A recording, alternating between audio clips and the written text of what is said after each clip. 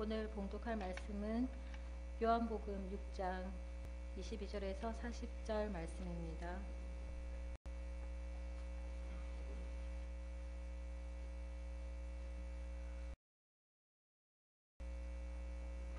이튿날 바다 건너편에 서 있던 무리가 배 한 척 외에 다른 배가 거기 없는 것과 또 어제 예수께서 제자들과 함께 그 배에 오르지 아니하시고 제자들만 가는 것을 보았더니 그러나 디베랴에서 배들이 주께서 축사하신 후 여럿이 떡 먹던 그곳에 가까이 왔더라. 무리가 거기에 예수도 안 계시고 제자들도 없음을 보고 곧 배들을 타고 예수를 찾으러 가버나움으로 가서 바다 건너편에서 만나 랍비여 언제 여기 오셨나이까 하니 예수께서 대답하여 이르시되 내가 진실로 진실로 너희에게 이르노니 너희가 나를 찾는 것은 표적을 본 까닭이 아니요 떡을 먹고 배부른 까닭이로다. 썩을 양식을 위하여 일하지 말고 영생하도록 있는 양식을 위하여 하라. 이 양식은 인자가 너희에게 주리니 인자는 아버지 하나님께서 인치신 자니라. 그들이 묻되 우리가 어떻게 하여야 하나님의 일을 하오리까? 예수께서 대답하여 이르시되 하나님께서 보내신 이를 믿는 것이 하나님의 일이니라 하시니 그들이 묻되 그러면 우리가 보고 당신을 믿도록 행하시는 표적이 무엇이니까? 하시는 일이 무엇이니까? 기록된 바 하늘에서 그들에게 떡을 주어 먹게 하였다 함과 같이 우리 조상들은 광야에서 만나를 먹었나이다. 예수께서 이르시되 내가 진실로 진실로 너희에게 이르노니 모세가 너희에게 하늘로부터 떡을 준 것이 아니라 내 아버지께서 너희에게 하늘로부터 참 떡을 주시나니 하나님의 떡은 하늘에서 내려 세상에 생명을 주는 것이니라. 그들이 이르되 주여 이 떡을 항상 우리에게 주소서. 예수께서 이르시되 나는 생명의 떡이니 내게 오는 자는 결코 줄이지 아니할 터이요 나를 믿는 자는 영원히 목마르지 아니하리라. 그러나 내가 너희에게 이르기를 너희는 나를 보고도 믿지 아니하는도다 하였느니라. 아버지께서 내게 주시는 자는 다 내게로 올 것이요 내게 오는 자는 내가 결코 내쫓지 아니하리라. 내가 하늘에서 내려온 것은 내 뜻을 행하려 함이 아니요 나를 보내신 이의 뜻을 행하려 함이니라. 나를 보내신 이의 뜻은 내게 주신 자 중에 내가 하나도 잃어버리지 아니하고 마지막 날에 다시 살리는 이것이니라. 내 아버지의 뜻은 아들을 보고 믿는 자마다 영생을 얻는 이것이니 마지막 날에 내가 이를 다시 살리리라 하시니라.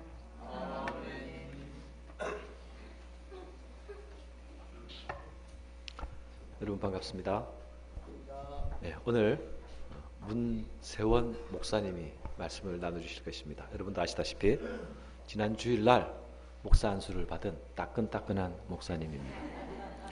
문세원 목사님은 초등학교 시절부터 우리 교회에서 자라고 성장하여서 목사가 된 순수 토종 1호 목사님입니다.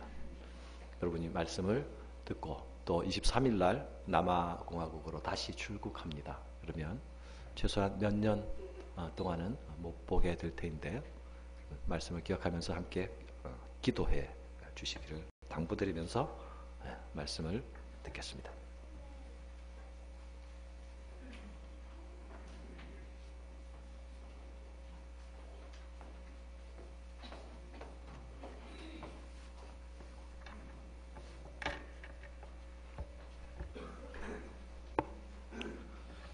같이 한번 기도하겠습니다. 하나님께서 이 시간에 우리 말씀 함께 나누고자 합니다. 하나님 긍휼 베풀어 주시고 이 시간에 주님 우리에게 말씀하여 주십시오. 예수님 이름으로 기도했습니다. 아멘. 그리스도의 선에서 사랑하는 성도 여러분, 이렇게 화창한 봄날에 여러분과 함께 사랑하는 여러분과 함께 말씀을 나누게 된 것을 좀 기쁘게 생각합니다. 이런 봄날처럼 이렇게 따사로운 일들만 여러분 삶에 가득하다면 얼마나 좋겠습니까? 하지만은 여러분 중에는 그렇지 못한 분들도 아마 많이 있을 줄로 압니다. 병중에 고통하는 분들도 여러분 중에 계실 터이고 경제적인 어려움 때문에 남몰래 한숨 짓는 분들도 여러분 가운데 계실 것 같습니다. 결혼 문제나 자녀 문제 때문에 마음이 눌려 있는 분들도 여러분 중에는 아마 계실 것입니다. 때로는 이런 문제들을 당할 때 우리가 주님의 길을 따라서 주님을 따라서 우리가 걸어간다라고 이야기하지만은 그런 순간순간들을 만날 때마다 우리는 이따금씩 묻게 되곤 합니다. 주님은 내 기도를 듣고 계시는가? 주님은 왜 내가 원하는 것들을, 내가 원하는 좋은 것들을 주시지 아니하는가 하고 그렇게 묻게 되기도 합니다. 이 시간 우리가 주님 앞에 예배하러 나오는 이 시간에 우리 주님께서 이 시간에 우리를 만져주시기를 기도합니다. 이 시간에 우리 모든 염려를 내려놓고 우리 주님 앞에 나아갈 수 있기를 바랍니다. 그리고 우리 주님께서 우리에게 말씀 들려주시기를 간구합시다. 왜냐하면 우리는 한순간도 하나님의 은혜 없이는 살 수 없는 사람들이며 이 시간은 우리 주님께서 우리에게 은혜 베푸시러 주신 특별한 시간이기 때문입니다. 하나님께서 이 시간에 우리 모두에게 긍휼을 베풀어 주시기를 바랍니다. 오늘 우리가 살피고자 하는 본문인 요한복음 6장은 예수님의 공생애가 이제 막바지로 접어드는 마지막 1년을 시작하는 그 6월절에 무렵에 일어난 일을 보여주고 있습니다. 다른 공관복음들이 소위 가이사랴 빌립보에서의 베드로의 고백을 중심으로 해서 마지막 예수님의 십자가를 향해서 걸어가는 길을 보여주고 있다면 요한복음은 좀 특이하게 오늘 요한복음 6장에 오늘 이 말씀을 중심으로 해서 그 위에 십자가를 향해서 걸어가는 모습을 보여주고 있습니다. 이 6월절 무렵 갈릴리 바다 근처에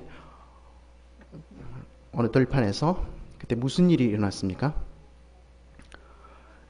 6장을 우리 처음부터 끝까지 다 읽지는 않았지만 6장 전체를 살펴보면 예수님을 따르던 수많은 사람들이 6장을 계기로 해서 예수님을 떠나고 예수님을 적대하는 그런 모습이 이 6장에는 기록되어 있습니다. 예수님이 틀린 말을 해서 그렇게 예수님을 이제 떠나게 된 것입니까? 그건 아니겠죠. 말씀 중에도 가장 빛나고 감동적인 부분이 오늘 6장에 기록되어 있습니다. 우리가 오늘 읽은 바처럼 나는 생명의 떡이니 내게 오는 자는 결코 줄이지 아니할 터이요 나를 믿는 자는 영원히 목마르지 아니하리라. 주님의 그 선포가 바로 오늘 6장의 가운데 놓여 있는 것입니다. 그런데 그 말씀의 결과는 무엇입니까? 66절을 우리가 읽진 않았지만 보시면 그때부터 그의 제자 중에 많은 사람이 떠나가고 다시는 그와 함께 다니지 아니하더라 라는 말씀으로 마무리하고 있습니다. 예수님의 열렬한 추종자들이 예수님을 떠나간 것입니다. 예수당을 말하자면 탈당한 것입니다. 오죽하면 예수님께서 67절에 12제자를 향해서 너희도 가려느냐 라고 물어보시지 않았겠습니까? 말하자면 핵심 지지자들마저 흔들리는 이런 처지가 된 것입니다. 그런데 6장을 전체적으로 보시면 처음부터 이런 분위기로 시작하였던 것은 아닙니다. 오히려 그 반대입니다. 6장 2절과 5절에서는 큰 무리가 우리 주님을 따랐다 이렇게 말하고 있죠.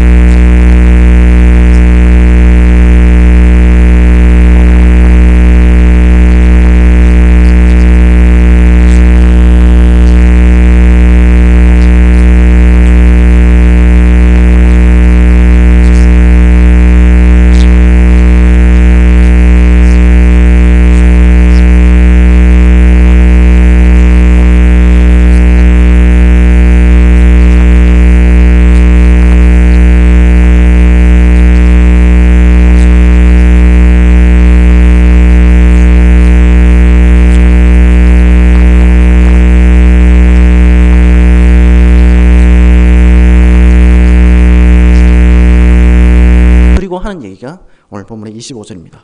랍비여 언제 여기 오셨나이까? 저는 이 부분을 보면서 아마 요즘 말식으로 하면 아마 이런 말쯤 되지 않을까 생각해 봤습니다. 선생님 언제 이곳에 오셨습니까? 저희가 얼마나 찾았는지 모르겠습니다. 선생님 가시는 곳 저희 어디든지 갑니다. 저희는 선생님을 따르겠습니다. 이것이 그 지지자들의 전체적인 분위기였습니다. 여러분은 이런 고백을 해본 경험을 가지고 있습니까? 찬송가 1장부터 마지막 장까지, 그죠? 아는 것 모두 다 불러본 그런 경험을 가지고 있습니까? 아니면 성경 읽는 재미가 있어가지고 하루에도 몇 장씩, 몇십 장씩 그렇게 읽어봤던 그런 경험을 여러분 혹시 가지고 있는지 모르겠습니다.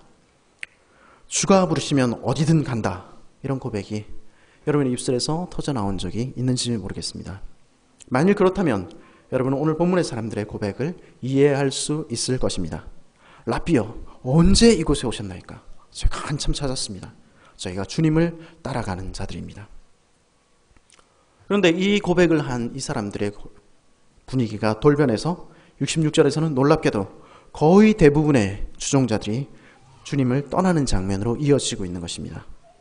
그리고 그 사이에 놓여 있는 것이 22절부터의 긴 논쟁입니다.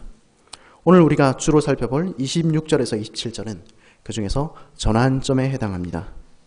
거기서 우리는 많은 제자들이 왜 예수님을 떠나야 했는가 하는 이유를 발견하게 됩니다.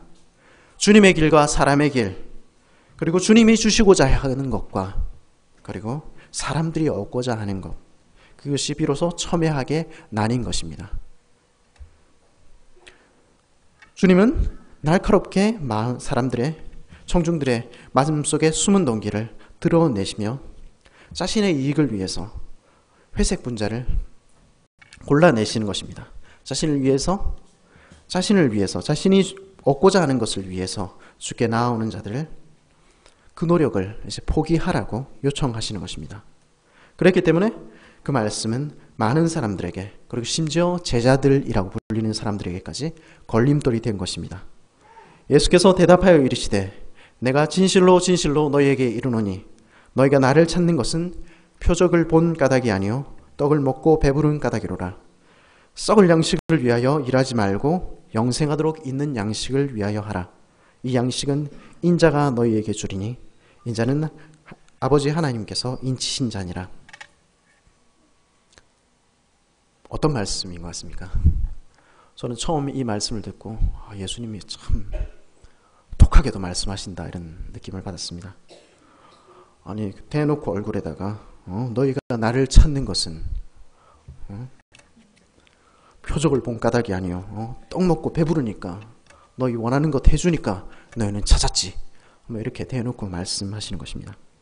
그러나 이 말씀은 단순한 비난을 위한 말씀이 아니었으면 분명합니다. 내가 진실로 진실로 너희에게 이르노니, 거푸 붙여진 진실로라는 말, 또 아멘이라는 이 말씀의 중요성을 짐작해야 합니다. 주님께서는 평소에 언제나 진실만을 말씀하셨지만은 특별히 중요한 사실을 말씀하실 때는 내가 진실로 너희에게 이르노니 이렇게 말씀을 하셨고, 결정적으로 중요한 말씀을 하실 때는 내가 진실로 진실로 너희에게 이르노니 이렇게 말씀하셨죠. 따라서 이 26절과 27절은 아주 중요한 그 전환점을 이루고 있다고 이해할 수 있습니다. 그러므로 이 말씀 하나하나를 보다 주의하여 살펴볼 필요가 있을 것 같습니다.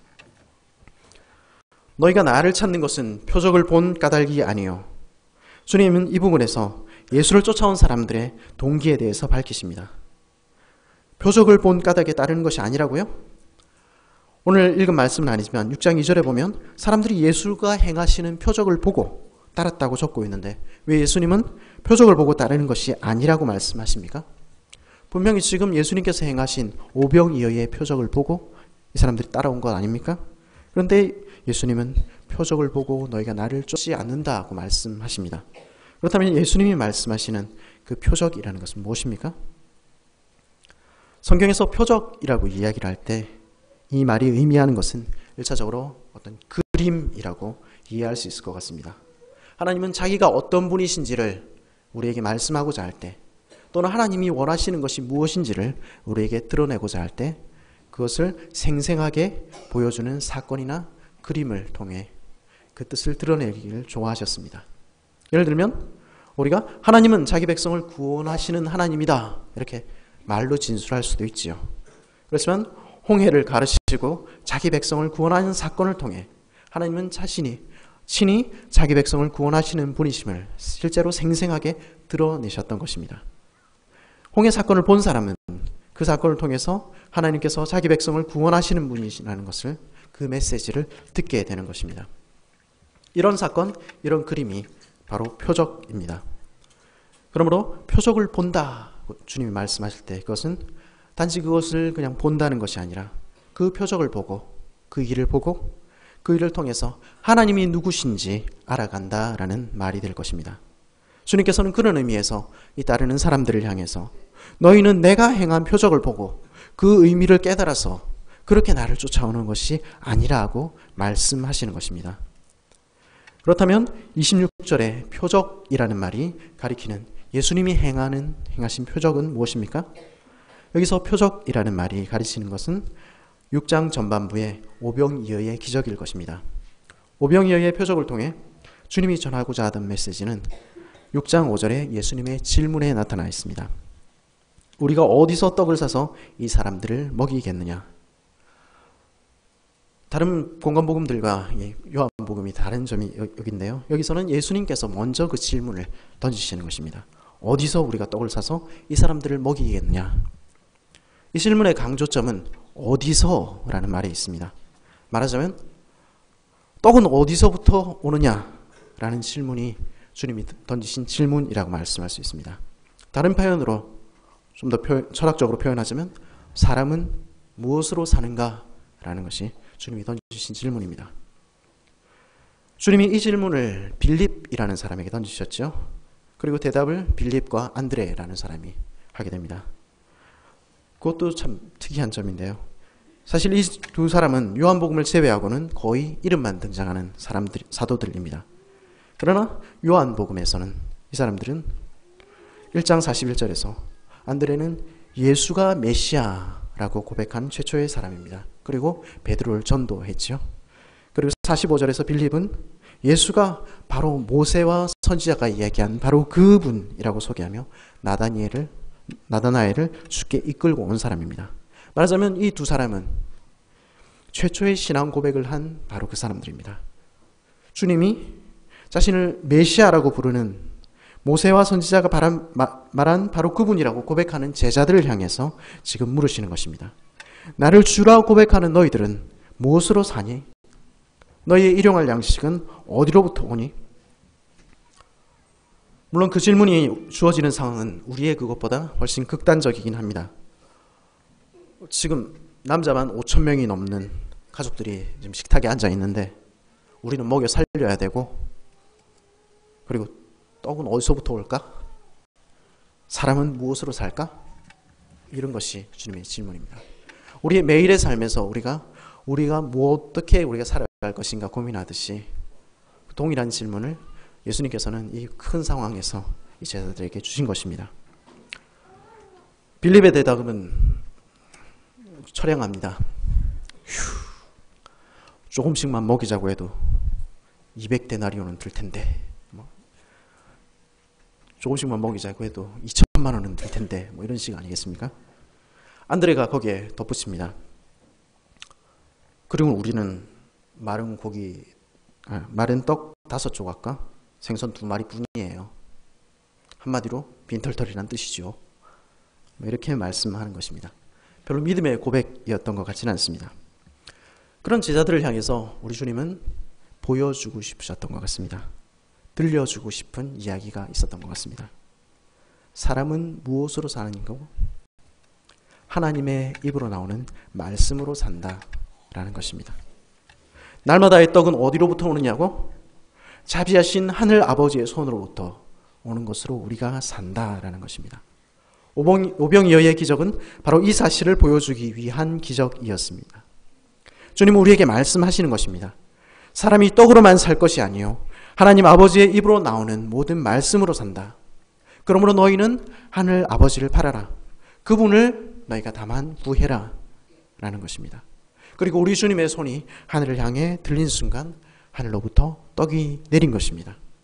오병이어의 기적이 일어난 것입니다. 그것은 우리가 하나님의 입으로부터 산다는 것을 보여주기 위한 그림이었습니다.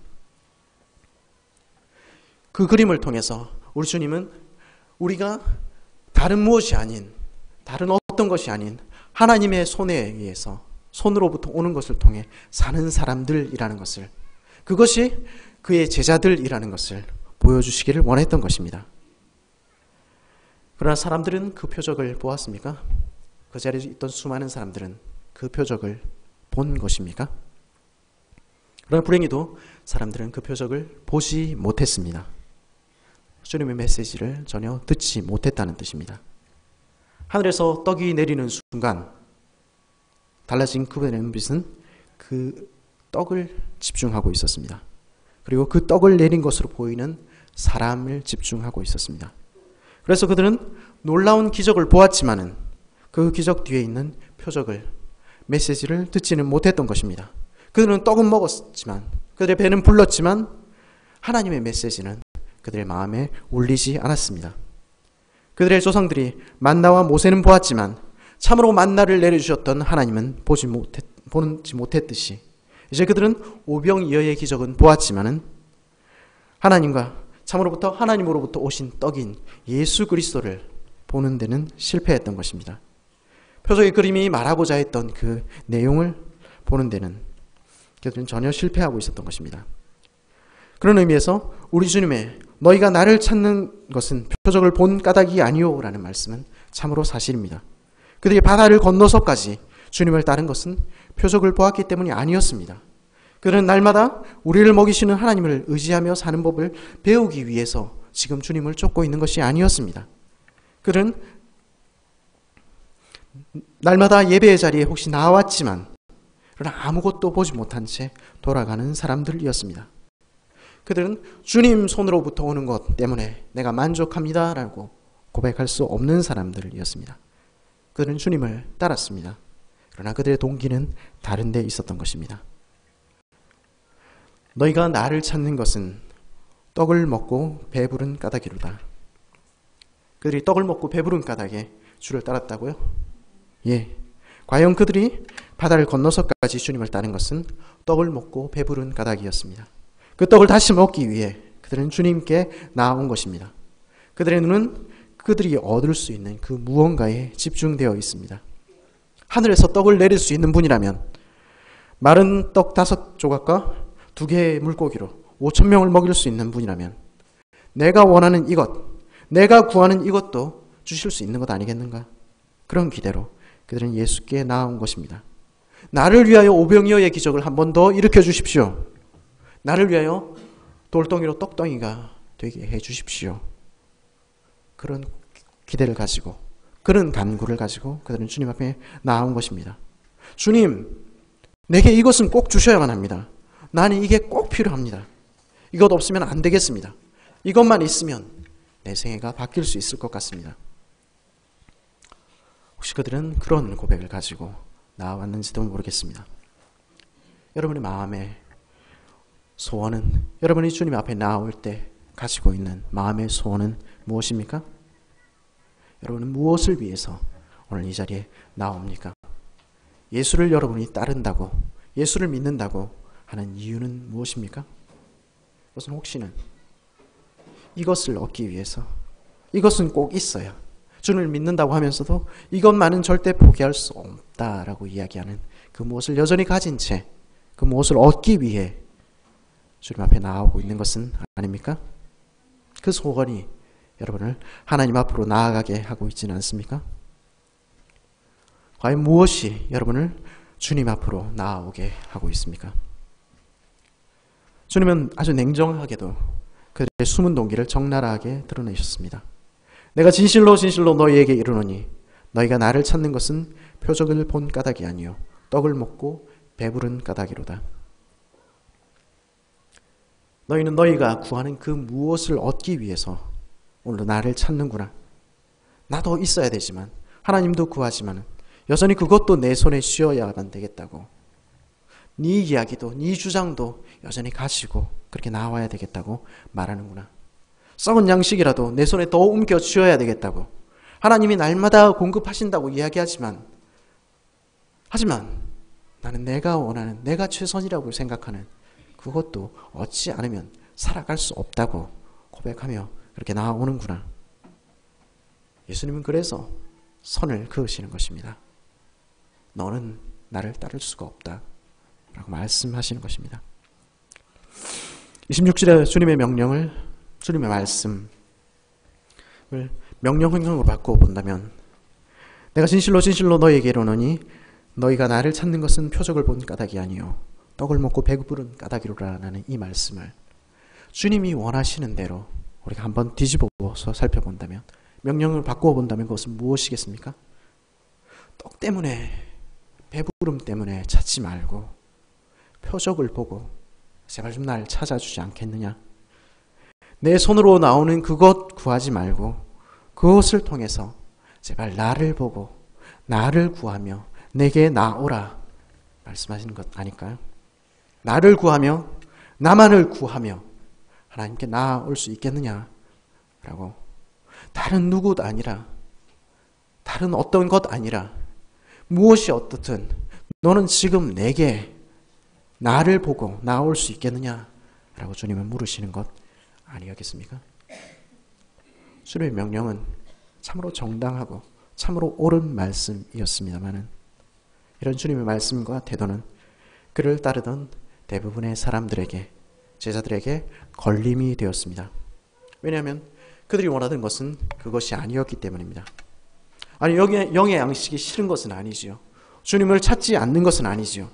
하지만 이 땅의 양식도 있어야만 되지 않습니까? 내가 원하는 이것도, 내가 주장하는 이것도 여전히 있어야 되지 않습니까? 주님을 사랑은 하지만은 이건 절대 포기하지 못하겠어요 하는 그 무엇들이 그들의 마음속에 여전히 있었던 것입니다.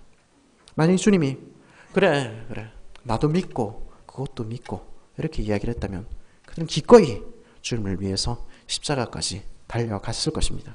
그러나 주님은 그렇게 하지 않으시는 것입니다. 주실 수 없어서 못 주시는 것이 아닌 것이 분명한데, 하늘로부터 내릴 수 있는 분인데, 돌덩이를 떡덩이로 만들 수 있는 분인데 주시지 않는 주님의 거절 앞에서 그들은 떠날 수밖에 없었던 것입니다. 주님은 아니라고 말씀하신 것입니다. 우리의 간구에 대해서, 우리의 기도에 대해서 때로는 주님은 아니라고 말씀하시는 것입니다. 그래서 수많은 제자들은 주님을 떠났던 것입니다. 그렇다면 왜 주님은 사람들의 요구를 들어주시지 않았습니까? 들어주시면 좋잖아요. 들어주실 수 있잖아요. 근데 주님은 왜 안 들어주셨습니까? 내가 바라는 그거 주시면 좋잖아요. 저도 바라는 게 많잖아요. 여러분도 그렇겠죠? 이게 있으면 되겠다 생각한 순간들이 있잖아요. 근데 주님이 들어주셨습니까? 나는 이것이 있어야 되겠는데 라고 제가 간구할 때 주님 잘 안 들어주시더라고요. 주님 왜 안 들어주셨습니까? 왜 주님은 때로는 침묵하고 계십니까? 그것은 주님이 정말로 주시고 싶어하는 것, 주님이 생각하기에 우리에게 가장 좋은 것이 그것이 아니기 때문 아닐까요? 그것은 주님, 우리가 그것을 보는 한, 우리가 이것이 있어야 되겠다고 주장하는 그것을 붙들고 있는 한은 그 모든 것을 주시는 하나님을 만나지 못하기 때문 아닐까요? 이스라엘 실패가 바로 그것 아니었습니까? 그들은 하나님을 안 섬긴 적이 단 한순간도 없었지만은 그들의 마음속에는 언제나 다른 것들도 갖고 싶어 했습니다. 그들은 그래서 그것들을 찾느라 그것들을 주시는 아버지를 잃어버린 것입니다. 주님이 그것을 우리에게 왜 주시지 않습니까? 주님이 우리가 생각하는 반짝거리는 것들, 우리가 생각하기에 중요한 것들, 귀중한 것들을 달라고 요청하는 우리의 부름에 왜 응답하시지 않습니까? 그것들을 우리가 손에 줄 때 우리는 주님이 주시고자 하는 영생을 소원하지 않을 것이기 때문입니다. 주님께서 주시고자 하는 이 영생이라는 것은, 주님은 썩을 양식과 영생 이렇게 대조를 하셨지만은 이 영생이라는 것은 도무지 반짝거려 보이지 않는 것입니다. 도무지 빛나지 않는 초라해 보이는 떡 한 덩이에 지나지 않을 것이기 때문입니다. 그 떡을 우리는 아무도 사모하지 않을 것입니다. 그 주님을 따라가는 길이라는 것이 너무도 초라한 삶일 것이 분명합니다. 우리에게 주께서 우리가 달라고 하는 것을 주께서 우리의 손에 주시는 순간 우리는 그분을 더 이상 어쩌면 따르지 않을지 모르겠습니다. 썩을 양식을 위하여 일하지 말고 영생하도록 있는 양식을 위하여 하라. 이 양식은 인자가 너희에게 주리니 인자는 아버지 하나님께서 인친 자니라. 잠깐의 반짝거림에 눈을 팔려 영원한 것을 놓치는 일이 없도록 하기 위하여, 정말 가치 있는 것을 주시기 위하여, 때로는 주님은 우리 마음의 깊은 소원을 내려놓도록 우리를 몰아가시기도 합니다. 그렇게 하는 이유가 무엇입니까? 39절은 하나도 잃어버리지 않기 위하여 라고 말씀합니다. 내가 하늘에서부터 내려온 것은 내 뜻을 행하려 함이 아니요 나를 보내신 이의 뜻을 행하려 함이라. 나를 보내신 이의 뜻은 내게 주신 자 중에 내가 하나도 잃어버리지 않고 마지막 날에 다시 살리는 이것이니라. 이 이야기는 굉장히 역설적으로 들립니다. 주님의 이 말씀 때문에 사람들이 다 떠나가는데 주님은 하나도 잃지 않기 위하여 그 말씀을 하신다라고 이야기를 합니다. 왜 그렇습니까? 그들은 떠나갔지만 만일 주님께서 그것들을 다 주셨을 때 우리는 누구도 그 영생을 얻지 못할 것이기 때문입니다. 때때로 주님은 우리가 원하는 소원을, 기도의 제목들을 듣지 아니하시는 것 같이 들립니다. 그리고 우리가 원하는 것을 일일이 우리 손에 쥐어주시는 대신에 그분은 다른 길을 선택하십니다. 그분은 다른 양식을 우리 손에 쥐어주십니다. 이 양식은 인자가 너희에게 주리니, 사람의 아들이신 그분은 우리의 소원을, 우리가 달라는 것을 주시는 대신에 우리 곁에 서서 함께 우시기를 선택하실 것입니다. 그리고 우리 손에 다른 떡을 쥐어주실 것입니다. 우리 주님이 우리의 사정을 알지 못하는 높은 곳에 앉으신 주님이시기 때문에 우리에게 좋은 것 주시지 아니하신 분이십니까? 그분은 우리가 어떤지 누구보다 잘 아시는 분이십니다. 그분은 가난한 목수의 아들이었으며 배고픔이 무엇인지 아시는 분이셨고 결핍이 무엇인지 뼛속 깊이 아시는 분이셨습니다. 그리고 그분은 우리를 누구보다 잘 아시는 주님이십니다.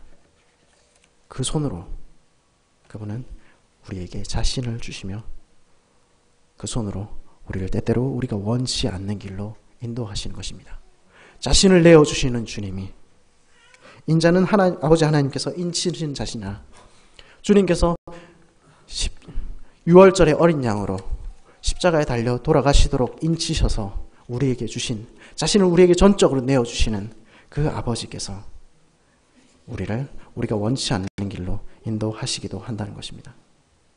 왜냐하면 그 길이야말로 우리에게 가장 좋은 길이기 때문일 것입니다. 왜냐하면 우리에게 가장 좋은 길이 무엇인지 아는 사람은 바로 우리가 아닙니다. 우리는 우리가 생각하기에 최선이 이것이라고 주장할지 모르지만은 주님은 우리에게 좋은 것을 누구보다 잘 알고 계십니다. 그분이 인도하시는 길이 우리의 가장 최선의 길입니다. 우리 앞으로 걸어가시는 그분을 따라 걷는 길이 우리에게 최선의 길이며, 그리고 때로는 우리가 걸어왔던, 이제까지 지나왔던 그 많은 날들도 우리의 악한 선택과 환경에도 불구하고 주께서는 그 순간순간에 가장 선하게 인도하신 길입니다. 우리의 과거조차도, 우리의 과거의 사람들과 우리를 아프게 했던 그 모든 경험조차도 우리 주님께서 우리를 선하게 인도하신 길이라는 것을 여러분 믿을 수가 있겠습니까? 우리의 고통과 우리의 슬픔조차도 주님께서 우리를 인도하고 계시는 그 길이라는 것을 여러분 믿을 수가 있겠습니까? 그 길로 주님께서 우리를 몰아가고 계셨다는 것을 여러분 믿을 수 있겠습니까? 그분은 우리를 아십니다. 그분은 우리 기도에 귀를 기울이시는 분이십니다. 그분은 언제나 우리 곁에 계시는 분이십니다. 그리고 그분은 우리를 위하여 우시는 분이십니다. 그분은 우리를 위하여 우리보다 더 싸우시는 분이십니다.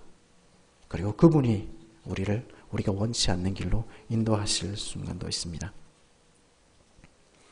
이런 묵상을 해보았습니다. 만일 내 앞에 산더미처럼 광야의 그 떡덩이 5개와 물고기 2마리, 그 초라한 밥상이 아니라 거기 산더미처럼 쌓인 고기와 포도주가 놓여 있었다면 내가 주님을 그 순간에 생각할 수 있었을까? 만일 내가 원하기만 하면 언제나 좋은 것으로 촉촉 손에 쥐어질 때 내가 겸손히 주님의 손길을 구하며 주님 손으로 오는 것을 내가 구하며 그것으로 내가 삽니다라고 내가 고백하며 살았을까? 내가 손에 원하는 것을 내 손에 다 쥐고도 내가 영생을 사모하며 살았을까? 부와 권력이 모든 것을 다 가지고 있으면서도 천국을 사모하기란 얼마나 어려운가, 그 성경이 우리에게 알려주는 것이지요. 그러나 바로 다음 순간에 우리는 내 손의 부와 내 손의 권력과 내 손의 모든 좋은 것을 가지고 싶어 하는 것입니다. 난 아직도 부족해요. 나는 아직도 더 가져야 되겠어요. 라고 말하는 것입니다. 나는 그것이 필요해요. 그것이 없어서 나는 지금 불행해요. 라고 말하는 것입니다. 주실 수 있잖아요. 왜 안 주세요? 라고 때를 쓰기도 하는 것입니다. 중세 사람들은 천국을 낙원이라고 불렀습니다. 그러면서 랜드 오브 코케인이라고 불렀습니다. 그 사람들이 그린 그림은 술이 시내를 이루고 우유가 시내를 이루고 나무마다 빵이 열리고 소시지가 열리고 그리고 살찐 돼지가 구워진 채 등에 포크를 꽂고 뛰어다니는 그런 곳이었습니다. 그것이면 행복할 것이라고 생각한 것이죠. 그것만 있으면, 그것은 그들이 가장 바라는 것들이었습니다. 굶주린 그들이 바라는 천국이지요. 그것만 있으면 하고 그들은 생각한 것입니다. 우리가 그리는 천국은, 우리가 그리는 참으로 행복한 삶은, 영생은 좀 다를지 모르겠습니다. 혹시 우리는 누구만 내 옆에 있으면 이렇게 고백할지 모르겠습니다. 그리고 내 삶의 어떤 부분만 해결되면 이렇게 고백할지도 모르겠습니다. 그런데 아까 천국을 랜드 오브 코케인이라고 불렀죠. 그 천국의 이름에서 코카인이라는 이름의 마약 나온 것이죠. 그것은 마약이라는 것입니다. 내가 그것만 가지면, 내가 좀 더 무엇만 가지면 행복할 것이라는 꿈은 마약 중독자의 망상과 다를 바 없는 것인데도 우리는 그것을 추구하며 사는 것입니다. 하나님, 이것만 더 주십시오. 주님을 따르고 싶지만은 하나님, 이것이 없어서 안 되겠습니다. 주님을 섬기기도 여전히 원하지만은 나는 이것도 필요합니다. 라고 말하는 것입니다. 우리 주님은 바로 그런 우리를 너무도 잘 아시는 분이십니다. 그래서 우리 주님은 단 한순간도 우리가 그런 망상에 빠져있지 않도록 만드십니다. 하늘에서 내리신 참 떡이신 그분만을 기대하며 그분이 주시는 날마다의 초라한 식사에, 그분이 주시는 날마다의 일용한 떡덩이 하나에, 그분이 이끄시는 초라한 삶에, 보잘것없는 삶에 감사하며 살도록 만드십니다. 왜냐하면 그것이 천국으로 향하는 문이기 때문입니다. 그것이 우리에게 가장 좋고 우리에게 가장 선한 천국으로 향하는 길이기 때문입니다. 그리고 그 속에서 우리는 하늘로부터 내려온 볼품없는 떡 한 조각에 만족하는 법을 배웁니다. 우리는 그 순간에, 그 과정을 통해서 우리의 주님이신 우리의 떡덩이를 사모하며 그 떡에 만족하게 됩니다. 립이나 포도주나 돈이나 권력이나 그 모든 것에 취해서 주님을 잊어버리지 않도록 우리 주님은 자기 자녀들을, 자기가 사랑하는 자들을 단 한순간도 그런 기분 좋은 망상에 빠져 있도록 놓아두시지 않습니다. 그리고는 불평하는 우리를 향해서 끊임없이 몰아가시며, 그리고 우리에게 말라서 굳은 빵 한 조각을 주시며, 그리고 자신을 주십니다. 우리 주님은 아마 나도 그렇게 살았다 말씀하시지 않을까요? 그 손의 빵에, 한 조각의 빵에 내가 얼마나 행복했는지 아냐? 나 역시 아무것도 없었다.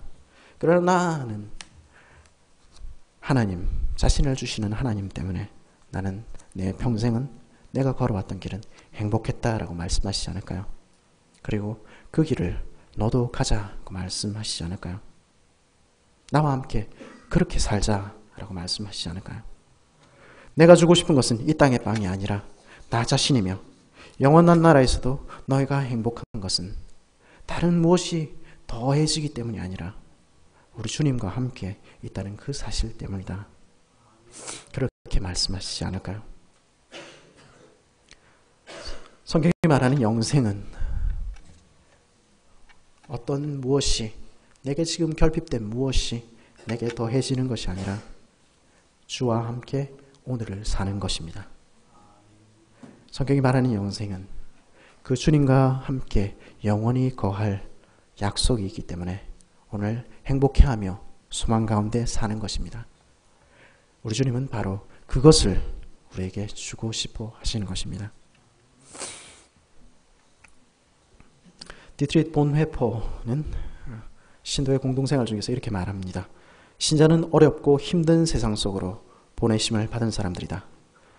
주님은 단 한순간도 우리가 행복한 기쁨 속에 취해 있도록 놓아두시지 않는다. 주님께서 그렇게 우리를 때로는 인도해 가시는 것은 우리 주님만으로 만족하며 우리 주님이 주시는 빵 한 조각으로 만족하는 법을 배우도록 하시기 위함입니다. 오늘 어떤 어려움 속에 여러분이 서 있습니까? 어떤 결핍이 여러분들을 괴롭히고 있습니까?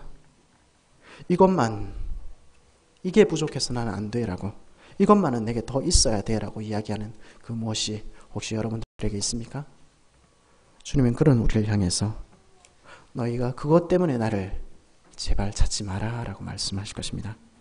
그것이 있어도 그것이 없어도 그것이 너한테 그렇게 제일 중요한 일이 아니다라고 주님 말씀하실지 모르겠습니다. 그리고 대신에 영생하도록 있는 양식을 너희가 찾아라. 내가 주고 싶어하는 떡 한 덩이를 받아라. 내가 주고 싶어하는 영생을 너희가 맛보며 살면 좋겠다.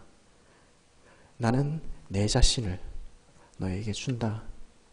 나는 내 전체를 너에게 주기 원한다. 나는 손에 떡이 아니라, 나는 네가 원하는 그 무엇이 아니라 내 자신을 너에게 주기 원한다. 말씀하시지 않을까요? 그리고 그 일을 위하여 그토록 그 삶을 우리가 살도록 하기 위하여 우리 주님께서 돌아가셨습니다. 오늘도 우리 주님 손으로 얻어먹는 빵 부스러기에 떡 한 조각에 만족하며 자신을 주시는 주님으로만 우리가 만족할 수 있는 우리가 되기를 바랍니다. 우리 같이 한번 기도하겠습니다.